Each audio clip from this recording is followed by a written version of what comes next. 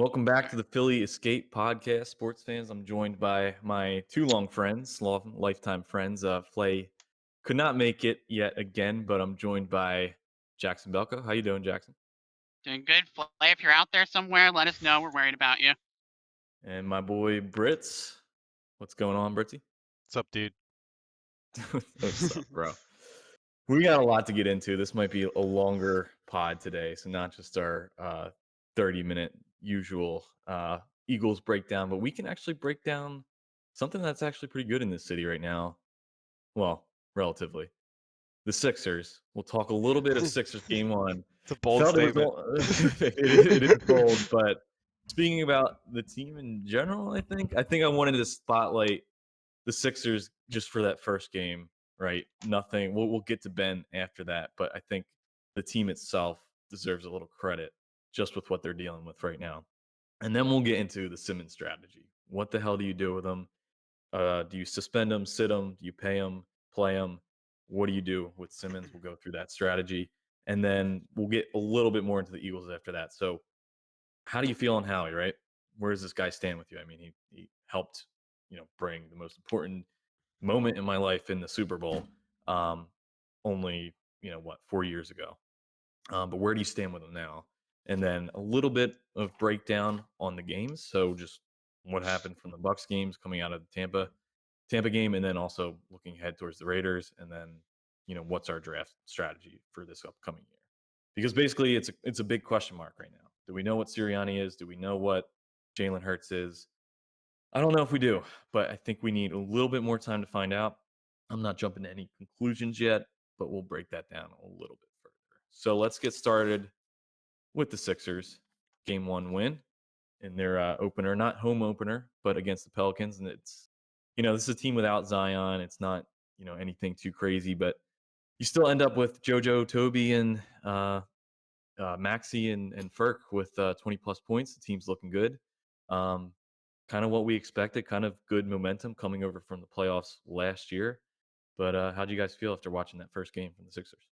One thing to point out about you said Toby, Maxi, Ferk, and Joel all scored over 20 points. Apparently, that was the first time in Sixers history we had 4 players score over 20 points in the first game.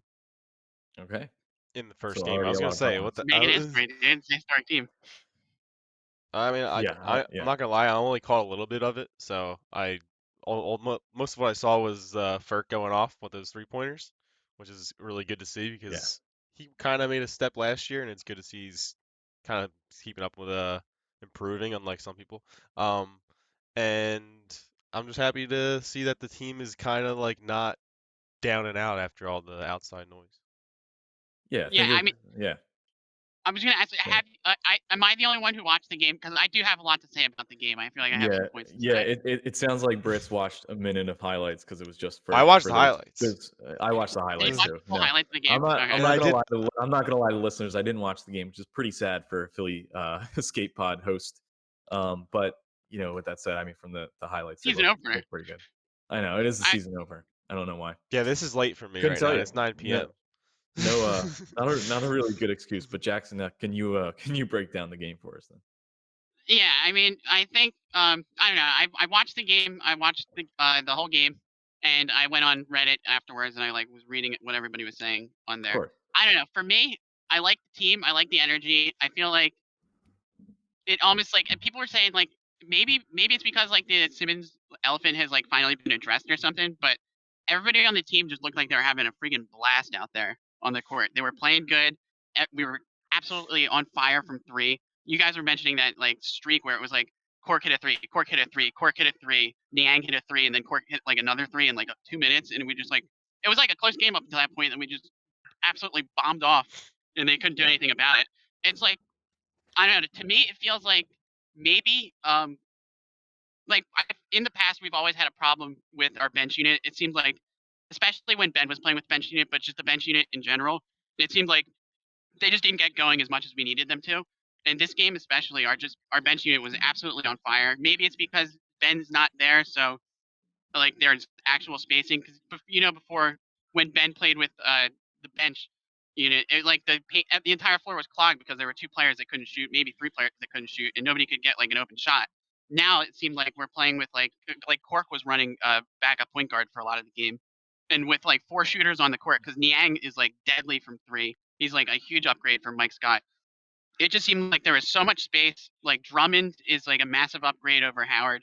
He was out there. He got 17 rebounds in 19 minutes, which is like absurd. And Yeah. he was like, he's not getting the stupid fouls that that Howard got. He actually Yeah. had like a lot of nice passes. He does stupid stuff, but like he was, I don't know. I really like Drummond a lot too. Yes, that was a huge game for the bench, and I don't know. The team looks good. The only downside is Maxey scored a lot, but I don't know if Maxey he didn't look like that great of a facilitator. He needs to work on his facilitating if he's going to be the starting point guard. But besides that, he scored a lot. He did like what we needed to do to win. There was just a lot of ISO. We might need to like have more ball handling, less ISO in the future against like better teams than the Pelicans. You know what I mean? But I don't know. It looked Well, good. There's some areas to improve, but it was overall like a great game. I feel like maybe like I don't know. You mentioned them not being able to facilitate as much. Maybe it's just because we finally have a guy who can take his own shot at facilitating the ball. I mean, it was so nice. Like there was one thing he just ran. Yeah. He ran down the court, just drilled a 3. It's like Yeah, it's like, it's like I feel Not like a we're guy so who can used shoot. to. I feel like we're so used to like legitimately our point guard actually only being able to facilitate. Like he literally never actually took his own shot. The only time he would ever score is if Yeah. he drove like immediately after on the breakout. So I think like Maxey scoring 20 points, maybe kind of like maybe he did struggle a little bit, but I mean as the I season mean, goes on, he'll I fit. wouldn't say he struggled because like he had 20 points, 7 rebounds, 5 assists. So like that's better than Yeah. arguably Ben Simmons would have done against them. You know what I mean? Like Yeah, I mean, Ben's good, but like Maxey's playing. He's not playing bad by any means.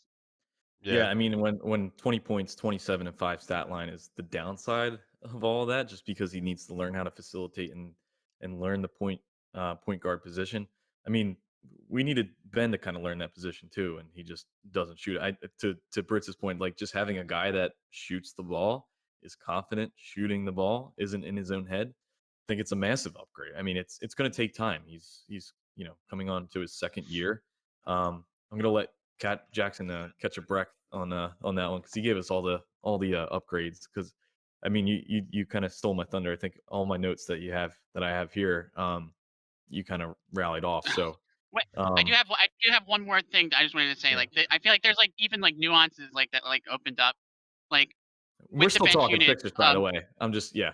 go, just keep going. Like with the bench unit, like when the bench unit was on the floor, you know what I mean? Or like when it was like that unit, I think it was like Maxey, Furkan, Niang, Drummond, and who was the fourth person on the Thibault and Thibault. And in that unit, it was like Thibault normally when he would play, like he had more of like an offensive load on his shoulders to where we kind of like needed him to score and hit those threes.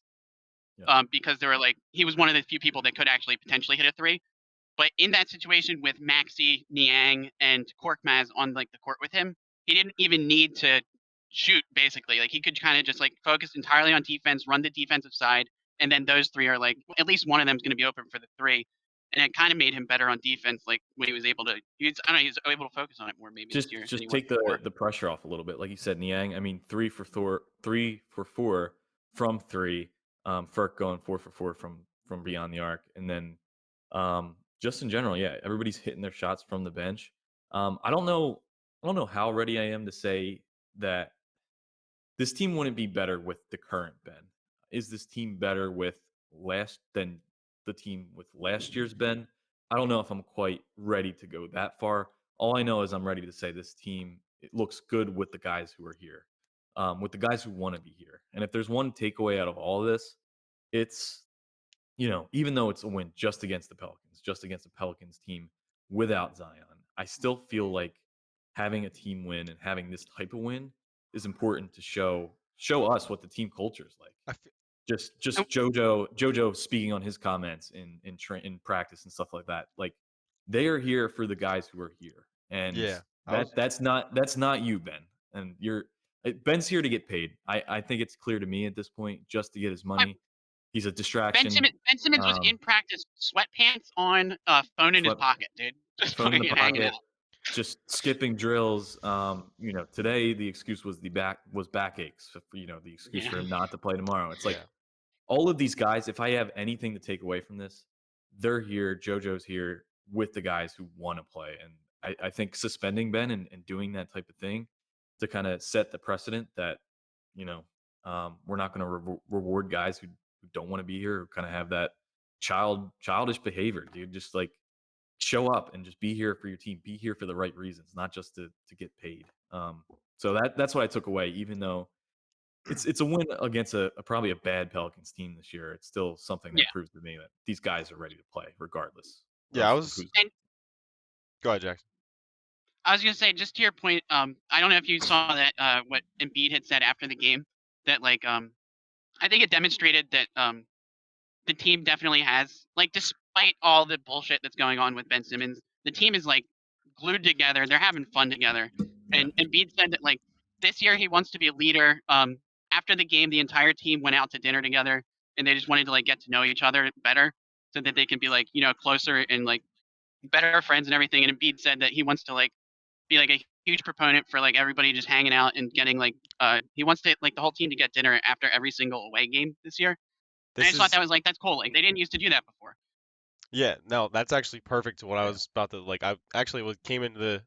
If I had one thing to talk about with the Sixers this week, or not just this, just in general, really, is like it's not really about the Pelicans game. Or I mean, I'm glad to see that they won and like they look like they're actually look like a good teamwork, team bonding kind of thing. Yeah. But one thing that's positive that could come out of this Ben thing is I was like, everybody like like with Ben being basically public enemy number one, not just for the public, for the team now. Like it seems like the team is just pissed at him, obviously.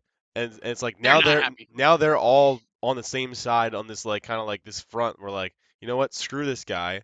We're gonna Yeah. go out. We're gonna be a great team no matter what without you, and we're gonna be like we're gonna be a closed unit. Like I love to hear that Joel's trying to get the guys like super like involved and like basically being friends, like being like a group of best friends.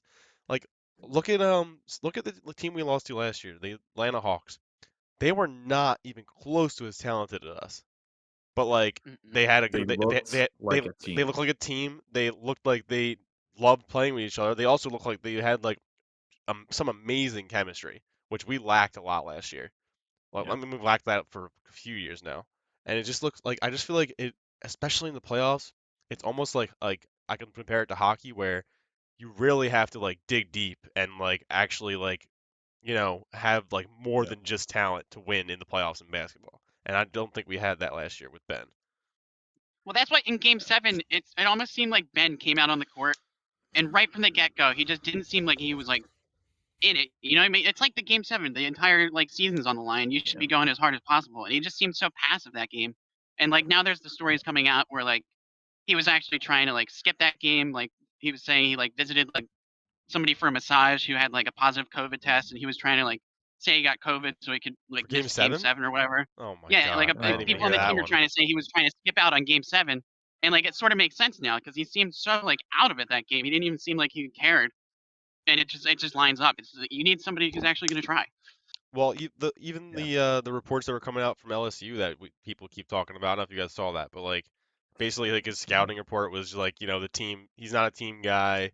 Needs the team to be built around him. Doesn't respond well to criticism. Doesn't respond well to coaching, and it's just. I mean, that's just hitting the nail on the head, like right there. Like Any that was 5 years ago.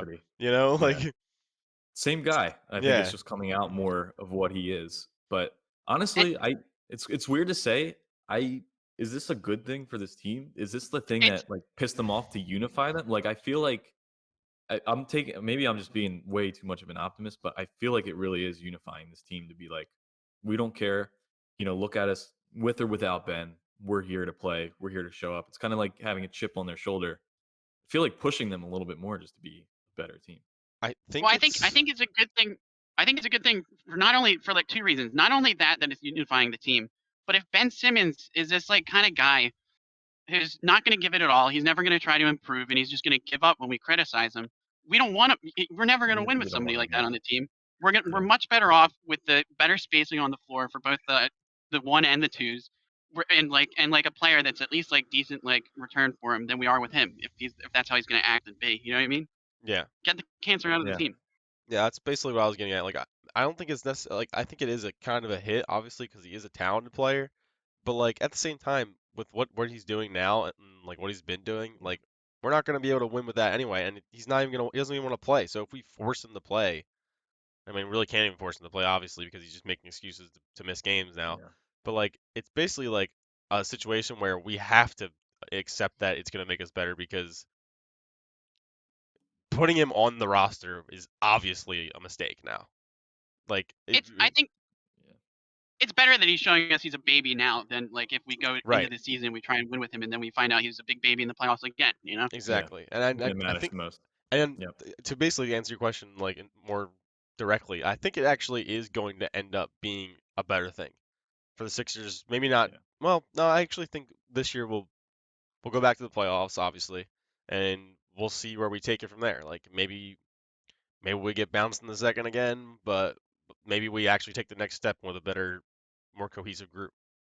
Yeah, I mean, and let's So be honest though, like yeah. there's so many people on our team that have taken steps up. Like we are in, like Korkmaz has improved, Maxi Yeah. has improved, Thibault has improved, Drummond is better than Howard was, Niang is much better than Mike Yeah. Scott was, and then Embiid's gotten better, Toby's gotten better. Toby picks one thing every year and works on that. This year he worked on like threes off the dribble. We'll see if that works out. You know what I mean? He might be even Yeah. better from threes here, Still got Seth and too. even like yeah, Seth probably improved.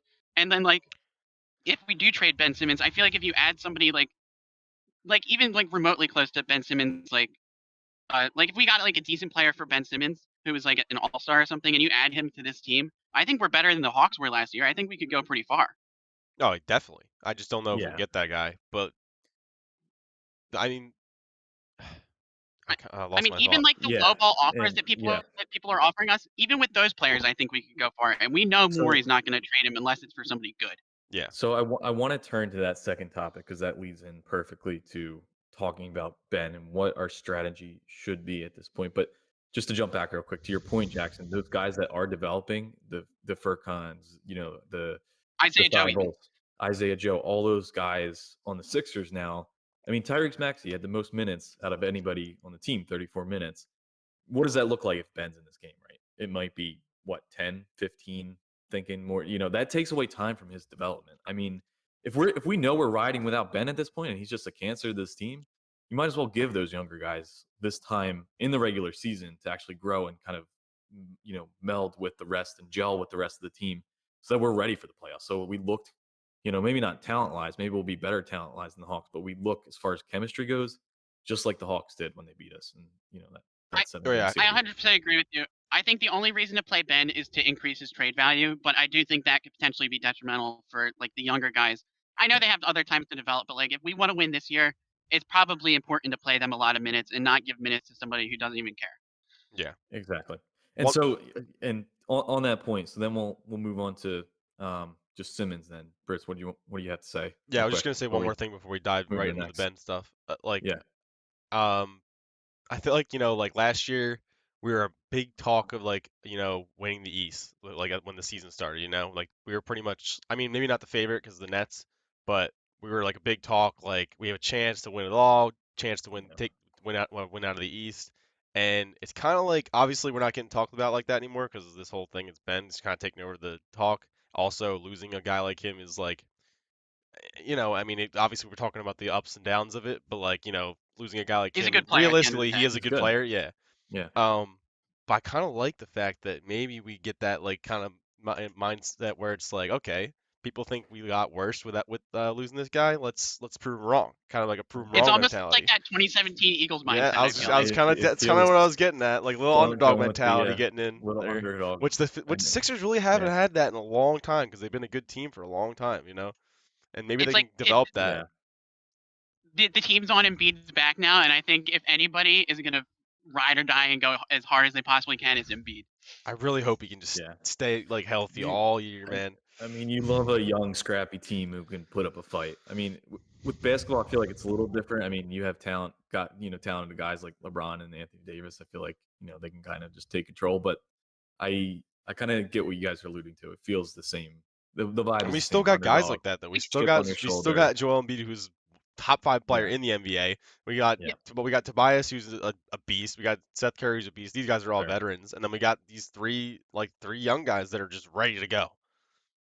And can we just appreciate for 1 second before we go into Ben Simmons and Joel Embiid and how Yeah. good of a leader he is? It's Oh, ridiculous. he's Like such we a have perfect Ben Philly Simmons guy, here, dude. and then Yeah. and Ben Simmons is doing all this bullshit, and the team's getting worse. And like Embiid's window is like he has to know his window isn't that huge. You know what I mean? But instead of like complaining and trying to get out of here, he's like rallying everybody together. He's trying to build the team chemistry. He's like, I'm Philly or what or nothing. You know what I mean? Yeah. Oh, he's gonna go And down he's as I an don't know. all-time Philly favorite. Yeah. It's like a bunch of guys. Ben's just a big party pooper, dude. It's like everybody's having fun at the party, just having a good time, and he's just kind of sitting there and ruining it for everybody else. It's like, dude, just leave. Like, just actually just leave so that we can all just have fun without you here. You just make it It's awkward. 'cause unfortunate you're- that like the situation Yeah. is we need him to not leave, kind of. Yeah. So let's get into that. Though. Yeah.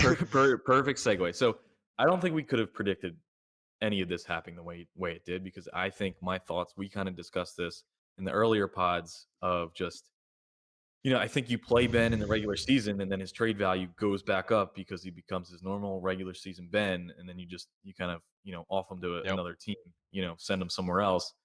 But we're not even there anymore because he's probably not. Yeah, Is he going to that play plan another was shot game in with the the foot. Sixers? I mean, I don't even see that happening at this point. Right now, Nobody I see it's expecting him to doubtful. go full nuclear like this.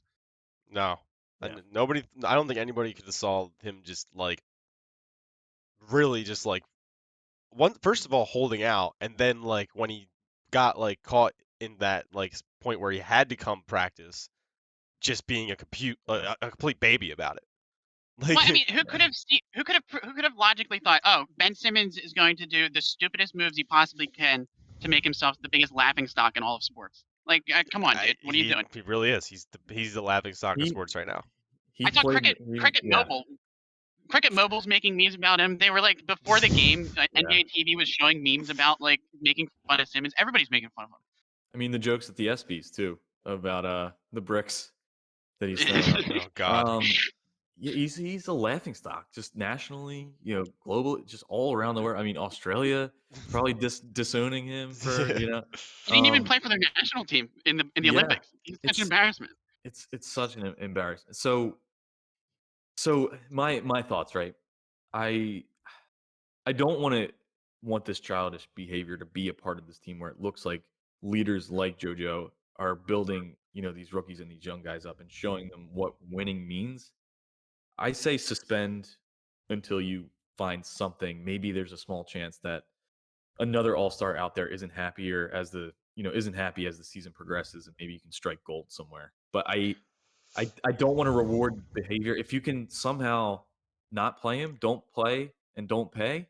That's kind of my goal with Ben Simmons, just to set the precedent, because his trade value's down. I think it's going to stay down. I think GMs around the league are seeing that he's a pouting child, and he's not an easy guy to work with.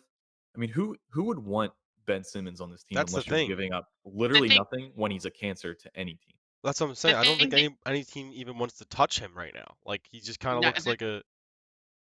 Go ahead. I just want to say, I think this is where you guys are actually wrong. Like a lot of the, I think I've heard there's 10 teams that are interested in Ben Simmons. They're all giving us offers.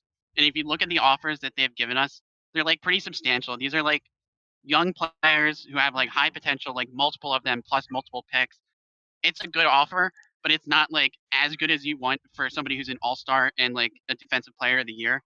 And I Yeah. think what Morey is doing basically is you can't take a low ball offer from anybody, like or for the rest of your career, people are gonna say, like, you sold Ben Simmons for this, like then somebody who's also as valuable as Ben Simmons should be sold for that too. So like, and like also you can't give in to Ben Simmons. So what he's basically doing, I think, is waiting for the regular season to start, because like it's the start of the season, everybody's hype on their guys, and at some point teams are gonna realize, this just isn't gonna work. Maybe our future's in question, and then like if their job's in question, the GM's job, maybe he'll make like a Hail Mary play, trade somebody for Ben Simmons to try and save his job, and that's just kind of what we're waiting for at this point. I don't know how long it's going to take. Hopefully, it doesn't take more than a year. You know what I mean? Which was But kind at of some point, somebody's going to make a risk it all move on him. which was kind of the plan in the first place anyway. But he would just obviously be playing. Yeah, he's a big baby. I think Ben just played the wrong hand here. I mean, he could have played it out where it worked great for both parties. Like, Ben, just play good basketball, we'll be able to trade you. Well, We'll get to that point. Let's just work together on this. We don't want you here. You don't want to be here. Just play some basketball. That's he really it. he took the superstar route, like kind of like Yeah, exactly. He tried to go the Harden, like yeah, Anthony the Davis, like James I can Harden, just Anthony Davis force thing, my like way out. Yep. trade me now. And you know what, But they Ben? all had You know what, 1 year left Ben? on their I'm contract. so glad it didn't You work know what, out. Ben? Yeah, first of all, your contract basically just started. They were like almost done. Second of all, Exactly. it only works when you're good. You weren't good. The last time you played, you were like the worst player in history in the playoffs. And you're a max player, and you played awful, like completely terrible. Not just E- bad, just terrible. Even if he was average and shot the ball, he doesn't shoot. Everybody knows what It's you. I mean, he's a nice to have. He's really nice to have on defense. He's not a He guy was you like work he was around. the reason we lost in the playoffs. Like, and it's literally just if he tried. If he tried, it If would he be Yeah. fine. cared, if he cared. And And I actually wanted to bring this up earlier because I think the Pelicans game was kind of cool and special in a way that I didn't think about. Just watching Brandon Ingram. I mean, same draft, Yeah. 1 and 2. Ben has probably more potential, Oh, definitely. but Ingram's the better guy because he has the better work ethic. Just simple as that. Yeah. Just it's a perfect side by side comparison of just Ben. Look what you can be and better if you just tried. And like, and I just no, I mean, I was just gonna say, it's just like I feel like we've been nothing but. I mean, obviously, like I kind of been on him for a couple years now, like the last 2 years, just about like getting better. But like, it's not like we completely gave up on the guy as a fan base, Oh, as a are you team, kidding me? as like We pulled out literally all That's the what stops. everybody was like people still like, okay, Ben, like we love you, like we know how good you are. We just want you to like just really put in the effort, and we just never put in the effort. Like I've never seen anything like it where you're getting paid $180 million or $150 million, and you just really don't care. Well, that's what people on Reddit were bringing up, the fact that, like, yeah, there's obviously people who were Ben Simmons haters, but there's people who hate every player on every team. That's not like a unique Yeah. thing. And there were literally people all over Reddit going out of the way saying, like arguing with people saying in the playoffs and everything, saying Ben's not even our third scoring option. Like all he has to do is play defense and Yeah. like pass the ball. Like we're like arguing that like he's great even if he doesn't score. Like we're sticking up for him even regarding all his stupid bullshit that he puts us through. It's just ridiculous that he thinks we're like nobody supported him. Everybody was supporting him. Even when we lowered the bar consistently, it Yeah. still wasn't enough. We for really Ben. did. We kept all we did was lower the bar. And Jason Kelsey said it perfectly. If you literally just go out and play, you don't have to worry about what anybody says. You don't have to say anything. You can just let your play and you going out and balling stand for itself. I mean, and then people won't talk. People won't talk if you go out and play. And look at Kelsey, who had those bad years with Kelsey or with Chip Kelly, and we thought, okay, maybe this guy isn't that good. We should move on. Guy might be a Hall of Fame center now. Just Yeah. turning it around and just playing with broken thumbs. Every broken part of your body you probably could have at one of the roughest positions in the league, and it's probably the best advice that Ben could take. But Ben doesn't listen. He doesn't care. He overlooks anything that anybody says to him because he just cares what's in Ben's world. And I can bet you everything, house and home, that he probably went back to the Sixers facility, went back to practice, didn't give any apologies, didn't say any sorries to JoJo Oh, definitely not. as the No, you he came listed his house on Zillow last night. That's what he did. yeah, he's got other priorities. He didn't say any sorries to JoJo, to all those people who were willing to come out to him just to get him back into. I mean, AI tweeted at him probably a week ago. Little Also, bro, wait, pick it back wait, up. All the the support he AI has. thing. The AI thing was bad though because AI accidentally added the wrong Ben Simmons. He just added some random guy from the UK. He didn't add Well, the I right like Ben that Simmons. Ben Simmons better. That's such an So AI thing to do. let's get that Ben on the Sixers. And to your point about the fact that he didn't say sorry to Joel actually said after that practice that since Ben has been back to practice, he hasn't talked to Ben yet. Yeah, and Which it's is messed not. up. I believe And it. it's not Yeah, I believe It's it. not Joel's obligation or his responsibility to go and talk to Ben. It's absolutely 1,000% Ben's responsibility to go out and talk to his team after disrespecting him the way that he Yeah, did. no, you're 100% right. And I just think, how in the world do you have a guy like Joel Embiid who is like an all-time talent and like, first of all, All-time talent, all-time personality. yeah, and just like Yeah. just an all-time person, yeah, really, and like in sports, and you don't like. I just get how do you like have such a bad personality such a bad just like people skills to not just like this could have happened years ago, but like even like last year, like after the season ended, just go up to Joel, be like, hey man, I know I'm not like doing everything I need to do. Exactly. Let's get this team back on track. Like, and you know Joel would have been like fuck yeah, dude, like let's do it. Like That's let's all. meet, That's all he wants. let's do it. Let's Yeah. me and you, like you know, we're the stars of this team. Let's do this thing. And like, and he just completely took the complete opposite route and just said, I'm gonna not talk to anybody. I'm gonna hold out. Yeah. I'm gonna be a little baby. Because Joel's cracked jokes at Ben multiple times, but even as Ben, you could just still go to Joel as just man to man and be like, "Yo, I understand. I was a little baby back bitch. Can we just turn this around?" Joel will be like, "All right, dude, I respect that. Like, I'm sorry. Let's get this 100% he going." would. That's because that's all he cares about. Because Joel cares about the right things. He knows what he wants, a championship for the city. He knows what Joel's the a fans normal want. basketball player. He wants to win. That's it. You know what I mean? That's all we care about is winning at the end of the day. So He's loyal and he wants to win. He's cool. I just want to say, yeah, go ahead, Jackson. I was just gonna say the one silver lining, besides the fact that we have Joel Embiid to like completely take over the culture of the team and like make everybody still have fun and make it still a potentially successful season, is the fact that we have Daryl Morey as our GM, and this might end up leading into the Eagles a little bit, but like I fully trust Daryl Morey to not take a stupid trade, not like trade Ben Simmons for something ridiculous. I was gonna say, imagine this situation, but Howie Roseman is the GM of the Sixers. How scared would you be? Ben Simmons would have probably been gone by now for a horrible deal.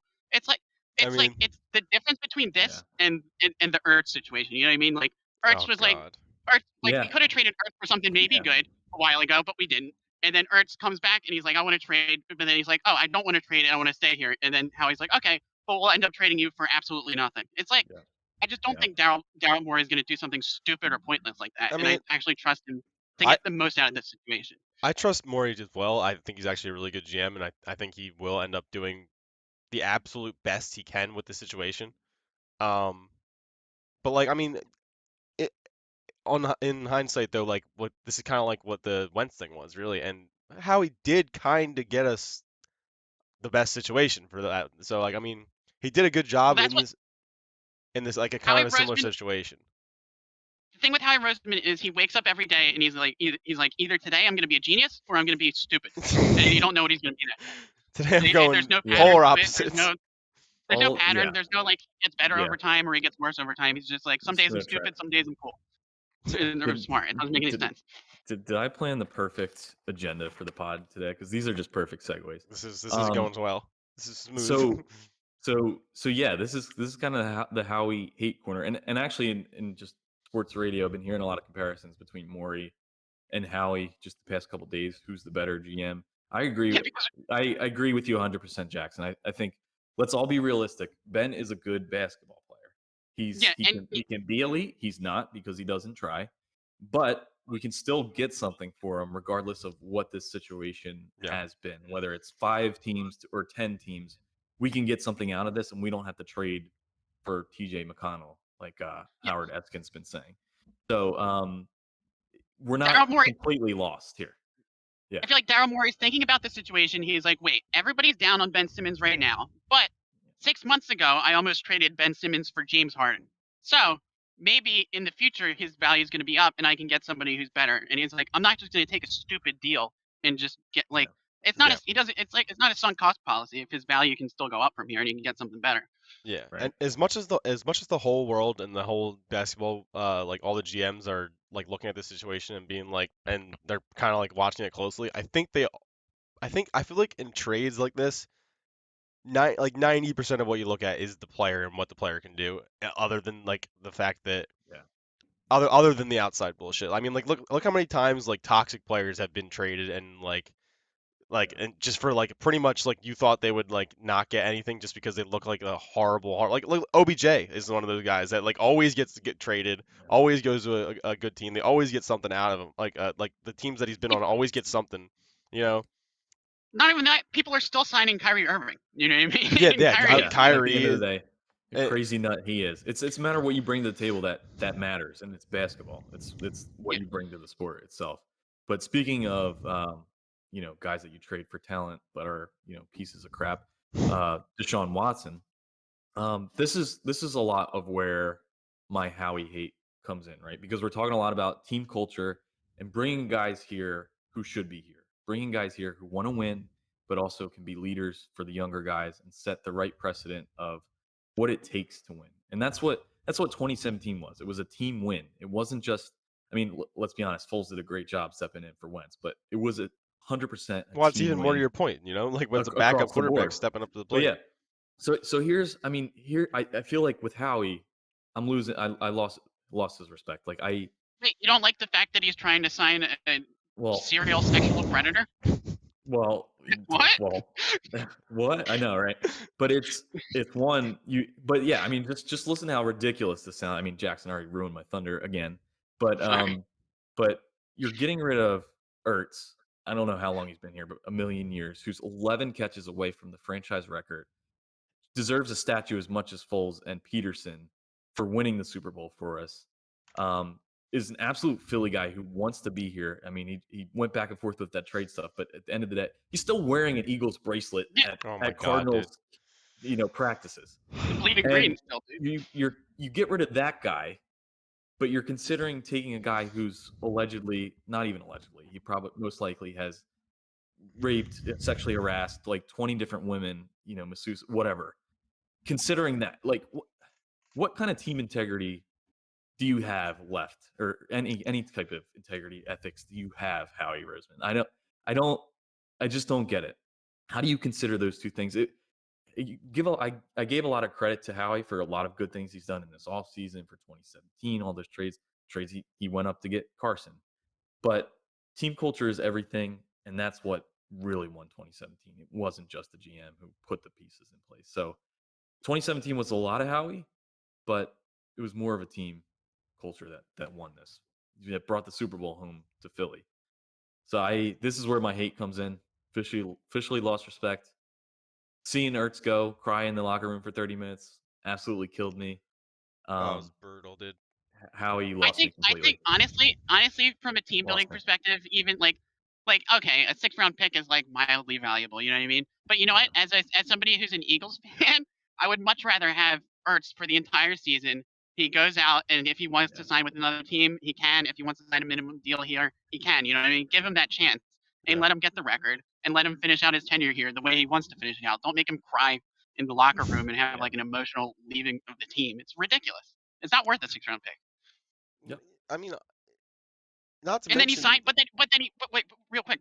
It just pissed me off so much for a second when I thought of it. Yeah. He does Good. this to freaking Zach Ertz, and then he signs Jason Peters like 6 years after he should. Oh my It's God, ridiculous. dude. Yeah. He paid him top tier money for no reason. I mean, it's like you Actually, said, no. Jackson. There's like some days where he's one way and some days he's complete opposite way. Like he gives up on Zach Ertz, who still had a contract with us. We could have waited to the end of the year. He's not a bad player yet. Maybe no, and he's not a bad player. He's actually I think he's actually great, was yeah. about to have a really good year with us. And also, like I was saying, he still has another year. Go into the offseason, try to make the deal work. Like obviously he had a change of heart. Like obviously it seemed like Zach was kind of like towards the way out. Like he wanted to get out because I think he just doesn't like Howie, and I don't blame him.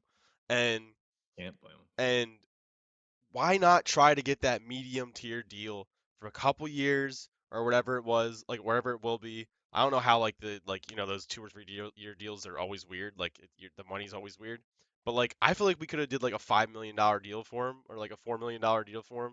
Like I mean I know that's a little low for him, but like because I know we didn't want He him to pay wants him. to retire here. Yeah, we didn't. I know. Yeah, he said he wants to retire here. Like I know he wanted that like big contract, and like honestly, dude, if there's anybody on this team that like I would overpay for, it was Zach Ertz. You know? Yeah. Think how disrespectful it is when they gave Jeffrey that big contract and not Ertz. Yeah, exactly. And not only the fact that this is disrespectful to Ertz, I think what bugs me is that doesn't this strike you as Howie Roseman completely giving up on the team this season? It's like we're 5 games into the season. We had a really rough stretch where we played really tough teams, and then he goes and trades one of our better offensive weapons for basically nothing. It just feels like he's giving up on the team and he's trying to tank our value so that we get like a better pick next year. Dude, You know what I mean? We got a pick. We got a late pick, and then we got a guy who's not played a snap in the NFL. Yeah. He So, said all so about opportunity.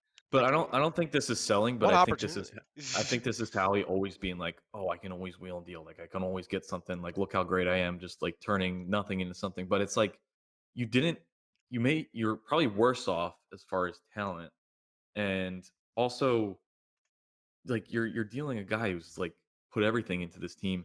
Probably would come, he wanted that big contract, but probably would settle for much I think less he would have. just to retire. And I 1,000% believe Ertz would come back and say like, "Hey, I'll take less. I'll take the pay cut I was because I'd rather doubtful. do it with the Eagles." I was it's not doubtful of even that like, before this season, but now, like after Same, everything, but now yeah, yeah, I think he yeah, would have. well, it's not even like Zach Ertz needs the money. A, he has made a decent amount of money over his career. B, yeah, like he clearly wants to retire, so he would probably take a discount, especially because he's not. It's not like he's the only one in his family making money. Julia Yeah. Ertz probably makes more money than him. You know what I mean? Oh yeah, Well, I don't know hundred about So that. percent. like, It's I but mean, like they're making I good mean, money. He doesn't need the. she's Like, all over everything. Yeah. I mean, if no, it's just like you're if right it's though. just an extra $2 million a year like, that he's losing, he's gonna take a Power smaller couple. deal here and retire here. Also, we all love Dallas Goedert, and like Dallas Goedert clearly has potential, but he hasn't proven it yet. And Mhm. especially with the fact that he's constantly injured, it's just I feel safer having Zach Ertz here just based on the fact that Goddard's going to get hurt.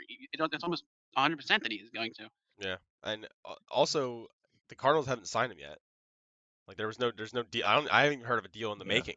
So like like what's he gonna get there? If he ends up Could be getting nothing like there. a deal that we could have done here, I'm gonna be even more pissed. Well, I can't see him getting a big contract now. I mean, No, I mean I don't think so yeah, either. That's what I'm saying. I think he's gonna get this a same deal that we same deal. definitely could have done here. Yeah. It's not I gonna mean, be at eight. least It's not gonna be. I don't know. just get rid It's of not gonna be $10 just million a yeah. year. You know? Well, just pay Zach Ertz and just get rid of the running backs because you don't use them. So, I mean, go that route. Yeah, I mean, Just to me feels like Um, a sort of situation, like sort of like the same situation as McCoy. You know what I mean? Where it's just or like Deshaun Jackson, where he just or trades somebody who's Brian like a legend Dawkins. too Yeah, soon. Brian Dawkins. It's really sad. Um, but yeah, I think the only person who liked that trade was probably Flay, who drafted Ertz, in the fourth round of fantasy, and now gets a tight end one. So Oh, good for him. I had Dallas Goddard, and then I picked up Zach Ertz because Goddard was hurt, and now I've got Now you have two both. solid Now you have ends. both. It's like Now you got decisions to make. I know. Too much at stress. least All right. Go ahead, Brits. I was gonna say Last thought. at least he's on a good team. You know, Yeah. six I and know. zero. At the end of the day, I'm kind of happy for him to at least be on that team where maybe he can get another one. We'll see. It could be another one. But speaking of running backs, let's talk about. We don't even have to do a really detailed breakdown because all I have in my notes for the Bucks game was just run. You saw it happen at the last final minutes there.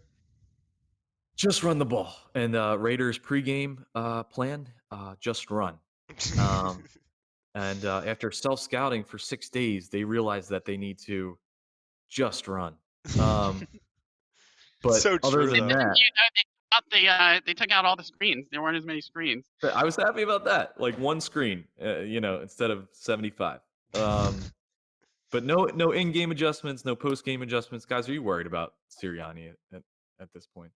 At this point, honestly, I was a little bit worried about Sirianni, but I saw some breakdowns on Reddit, and I'm starting to get more worried about Hurts now because Hurts is not hitting the reads. Like a lot of these plays, from what I'm hearing and seeing, there's open receivers and he's just not throwing to them. He's like he can't.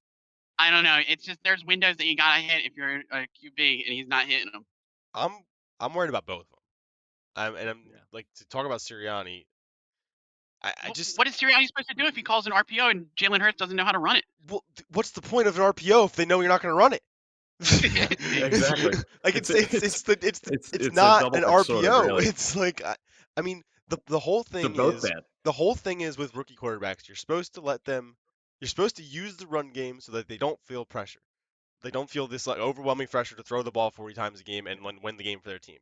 The Bengals last year were a perfect example of this. Like made Joe Burrow throw the ball 50 times. He looked pretty good actually. Like he's really good. He's probably better. He's obviously better He's than good. Jalen Hurts right now.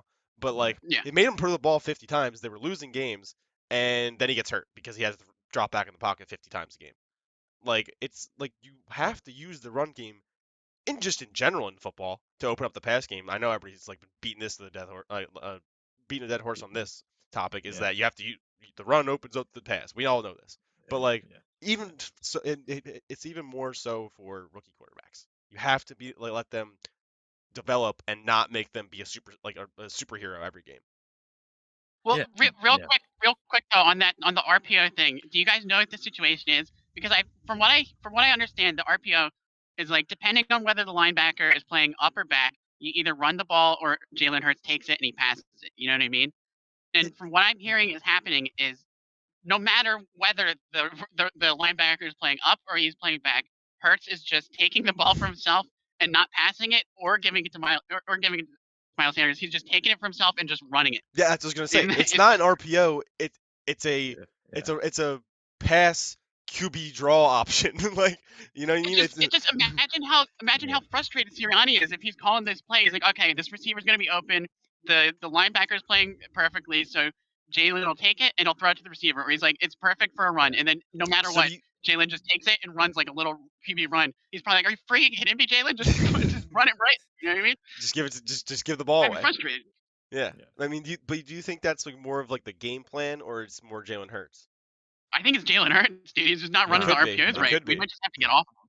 Do you think he's just scared to make like a quick decision, and it's just like, okay, it's safer But if just he for me to was, if you're scared, wouldn't the better play to just be to like give it away, give the ball to Miles if you're scared For me, I instead think of the taking it to situation yourself? might be. It seems like he has a problem like processing information fast or something. Because like, Yeah. A, he's not doing the RPO thing right, so like that's a problem right there. But B, it seems like he has a lot of time in the pocket, and sometimes there's open receivers, and he just can't make that quick judgment to throw it to them. You know what I mean? It's just I don't know if he's processing information and making decisions He- quick enough. I think that might be the bottom line. It's very clear that he's bad at reading second and third options and getting the ball to them fast. Yeah. It's very I clear. think that's pretty problematic because he looked. If you guys think back to last year when he would come in for like maybe a drive or like one play for Carson, just for trick play, could be running because or passing because he's Jalen Hurts. He in those plays, it looked like he only had one option. Like, Yeah. Jalen, you're throwing to this guy, and he looked good in those throws because he knew the decision. It's like, I'm just going there. Yeah. So I feel like there's a lot to it, to Jalen not being able to read like those second, third options. Like, I think that is a problem for him. And Because also, yeah. he has all the time in the world. I mean, this line has been amazing with Yeah. Lane out, with Brooks out. It's looked great. I mean, you got to do good with having all the time back there. Against some has. pretty good I know- defenses too.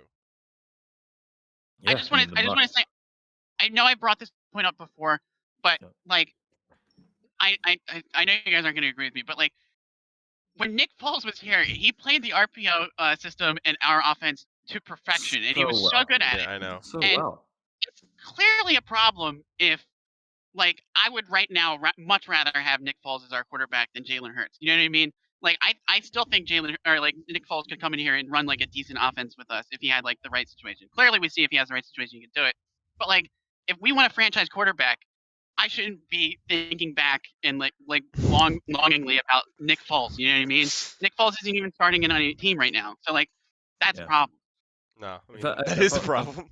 If I'm being honest Before with we you, though, I feel like it's fair, and it's not even that contradicting of a statement because for some reason Foles was just like a mastermind running RPO just here, like just in like a this Hall of Famer. Yeah, offense. it only worked He here. looked for some reason, but he ran it so well. He did. Honestly, it was beautiful. I mean, let's be honest. Nick But- Foles has only played on like a team where you could actually succeed as a quarterback here. Every other time he's played Yeah. as quarterback on a team, it's been a Well, horrible that's situation. true. So I don't That's blame true. him That's for true. playing bad. It's true. But But if you yeah. look at the way this is going back to Jalen and the RPO, like if you look at the way they run the RPO, it's a lot like Lamar Jackson runs the RPO. It's like almost identical if you watch the games. It's like the same exact style play where he's like, he has the ball in his hand. He's like, am I gonna take it? Are you gonna take it? Like that kind of thing. We're And kinda then running and together Lamar for a little Jackson bit. has obviously had like all those like criticisms about him passing the ball. He has gotten so much better He's- at yeah. passing the ball, and it's showing how dangerous a quarterback like that can be when you are an all-star running style quarterback and being able to throw the ball accurately, quickly, and being able to go to your second and third options. Like if Jalen Hurts, I don't know if he has the skill set to do that. Obviously, he's not Lamar Jackson, But if he can learn to do that, it's like it shows how dangerous that style of play can be. He's just not Yeah. doing it. He's Yeah. not doing it. It's unfortunate. I feel like And I just feel arguably, like we have before better this receivers season- than they do. Yeah. I just feel like before the season started, we were like talking about the Dak line. We were like, if he's better than Dak, then we know he's a franchise quarterback.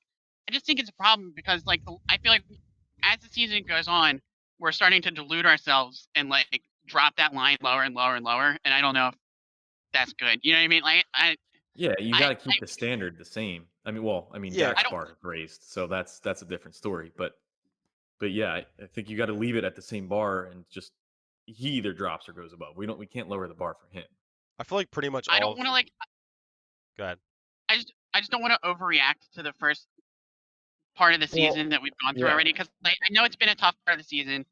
I know we've played some good defense, but we've also played some defenses that weren't that great. He has had success in the second half of games, like when he's in catch-up mode. Is that just? But maybe that's just because the defense is playing like prevent defense. You know what I mean? And it's easier for him to make throws at that point. I I don't don't think know. so. I feel like he feels confident coming from behind, where it's like literally like he throws it with confidence because it's like, well, we're losing anyway, so let me just force the throw almost. Maybe And just it does get seem it out that of way his a little bit, hands. I don't know, which is but unfortunate. That's not a good situation. Like we don't want that. yeah, you don't want to put yourself in that position to begin with. But let's think back. I mean, we did kind of predict 2-4 in this first stretch. Yeah. So where everybody's jumping the gun a little bit, I'm not because I'm saying let's see what we have in like the next several weeks. I think there'll be more telling. That- This was a really tough first half of the year. That It being was, said, though, horrifically tough. where we all kind of thought we'd be at this place in our record, I don't think we thought it would be. I think our This fe- bad I think with our the worst scheming. fear. I think our worst fear was that it would be the number one reason why we're losing is the coach and the quarterback. Which is obviously, I guess you can always say that because they're the most important people on the team. But like the obviously glaring issues on this team are no longer the line play. I think they're no longer the wide receivers, and I think it's taken over a place where it's now Jalen looks bad and the coaching looks bad, which is the nightmare that we didn't want to be in. We wanted to see Jalen ball Penalties are out. still a huge problem. We wanted to see Jalen ball out and maybe lose games because I don't know, either the defense was bad or something like that. Yeah. Like now the defense is stepping up a lot of games. They're not perfect, but they're stepping up in a lot of games. And it looks like our first half performance is just suffering because Jalen can't score points in the first half. Yeah, it's a lot of things that you want to see go right, even if it's kind of a losing season, are all the franchise pieces, right? Right. Like the coach, the quarterback, the things that are going to be here for a long time. Yep. And so when you don't have that, when it's bad scheming, when it's all these flags because you're unprepared, when really the only thing holding up this team seems to be the talent from the defensive line, the offensive line, kind of the trenches holding up this team, and comeback points and defense causing turnovers in that Panthers game, and probably just facing a bad Falcons team. Yeah, these are the pieces you rather see something. You expect 2-4. A lot of people aren't worried with the actual result of the record, but it's just the actual result of what we've seen from this coaching staff and quarterback has not been promising. No. It's like I'm not ready to give up on Jalen Hurts at this point, but I'm just not. I feel like after the first game, I was very optimistic on him, and I'm just not nearly as optimistic as I was before. He can prove me wrong. Yeah. Before I was saying we should have traded up and gotten Justin Fields or whatever, or just drafted him where we were at.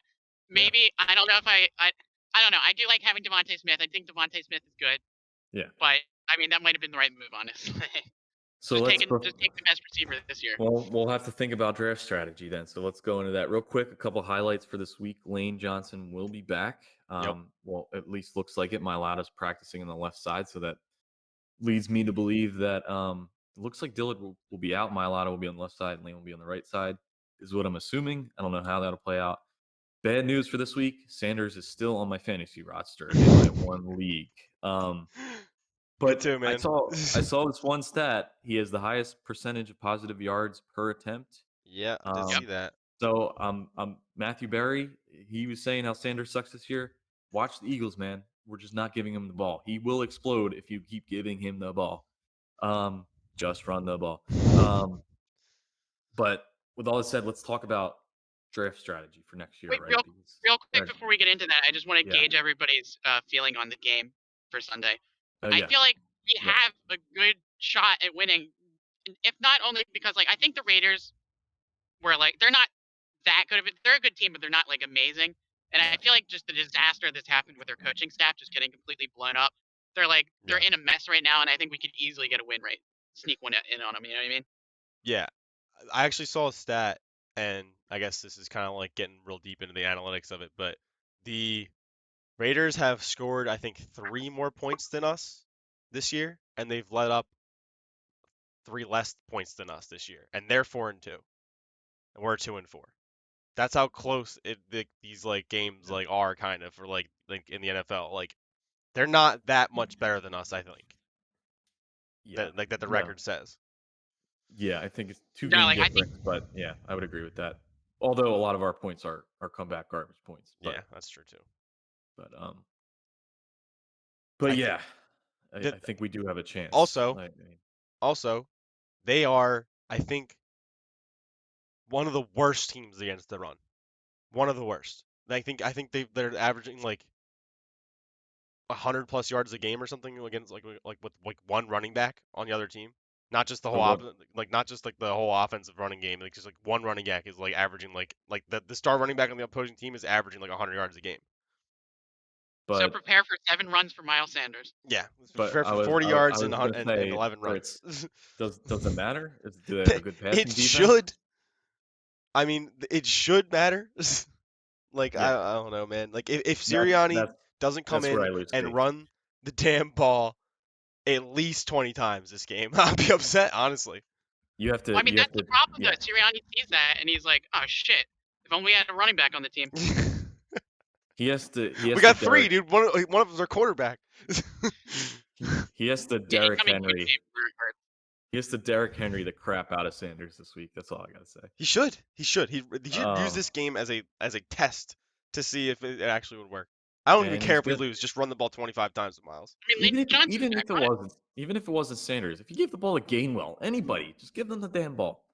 All right, I'm moving on. I'm gonna call you for draft strategy. I'm gonna call you guys out a little bit because when I said, "Hey guys, we may need to trade back and get some contingency plan kind of ready for Jalen," you guys were like, "Jalen, I think Jalen's the guy. I think we're gonna ride with Jalen. I don't think we need to go for quarterbacks next year." Which I'm not saying we need to go for quarterbacks, but hear me out on my strategy, okay? It's kind of All right. a three-step plan here.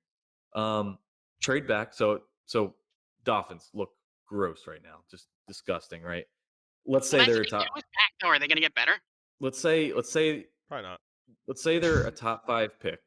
Let's say they're a top 5 pick. Let's say they don't get Watson.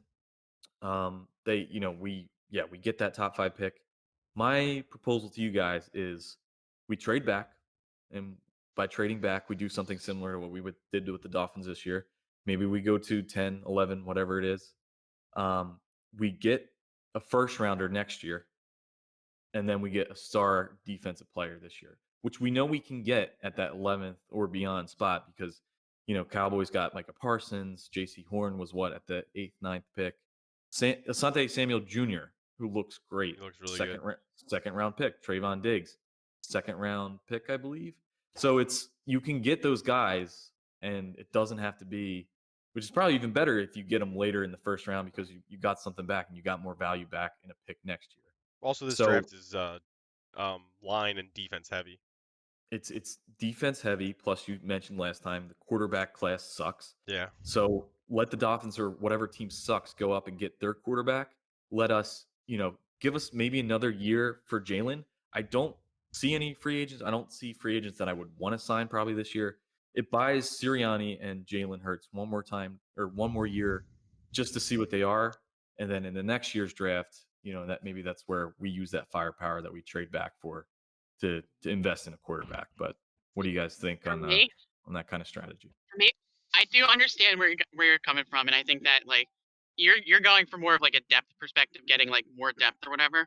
And just I have more just feel like options, I think. Yeah. the way it's going to shake out, I think, is ideally the Dolphins pick will be top 5, And then I think our pick and the Colts pick are going to be around that like somewhere like 12 to like 15 range. If we have a bad season, ours could be higher. I just think that I wouldn't want to trade a top 5 pick. I think it's very rare that we get a top 5 pick, and hopefully, like it works out and this whole situation works out and we're not going to be top 5 next year. So like ideally this is our like one shot at getting a top 5 pick. I think I personally would rather get an absolute star on defense with that first pick, and then get like 2 other like pretty good defensive players. Just go all defense, as high as high picks as we possibly can, and just get like 3 absolute studs this year. I mean, I see what you're saying. I think getting a big name on defense would be a really good idea. But like, I don't know if we're gonna go out and use a top 5 pick on a defensive player. Here's the thing though, like a lot of I don't times think I feel like anybody that ever top does that. defensive player is like No, a defensive end. It's done. Unless it's a defensive pass end. rusher. It's a Miles Yeah, Garrett. It's a Joey Bosa. It's a exactly. That's I what don't know. I feel like.